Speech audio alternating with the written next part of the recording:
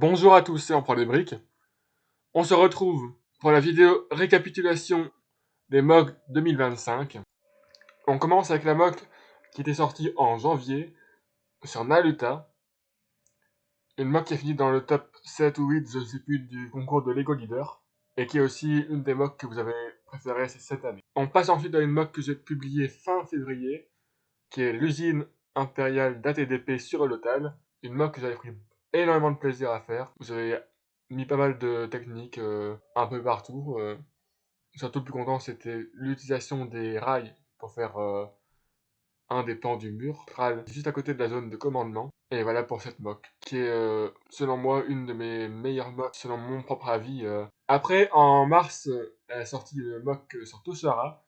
C'était basé principalement sur, évidemment, le jeu vidéo Star Wars Outlaw. Une MOOC que j'ai vraiment très aimé réaliser. Ça changeait beaucoup de ce que je faisais, avec ses nombreux paysages verdoyants, qui m'a permis d'utiliser des couleurs comme le médium nougat, et surtout des teintes de violet et de lavande. En avril est sortie la MOOC sur Farsteam, que j'ai beaucoup aimé à réaliser, surtout au niveau du freeform. Le bâtiment central, j'ai aussi pris beaucoup de plaisir à le faire, avec des droïdes qui combattent l'Empire. On fait un bond après mes examens, et on arrive à une MOOC qui est sortie en juillet, une MOOC sur Fondor. Pareil, je pense que c'est une des MOOC que j'ai le plus aimé à réaliser cette année, mais vraiment, puisque c'est dans tous les détails, les civils, les impériaux, les intérieurs, l'aspect extérieur et l'aspect ville impériale aussi. Ouais, vraiment une MOOC que j'ai adoré réaliser. Ensuite, on passe en août avec une MOOC des Death Troopers. Une MOOC plus petite que j'ai aimé réaliser, qui changeait de ce que je fais d'habitude, et surtout inspiration de par le fameux livre Death Trooper.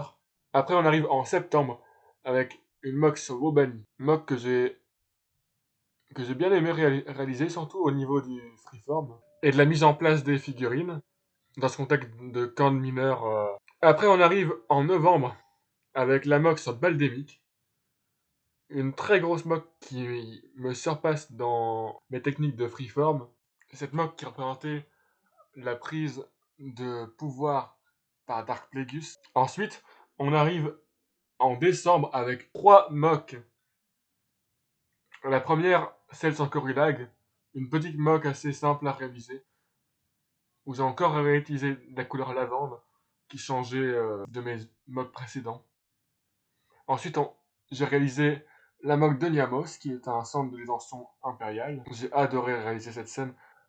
Et c'est la première MOOC très longtemps que j'ai fait deux moments différents avec une coupure qui marque le moment de contrôle et le moment où tout dérape.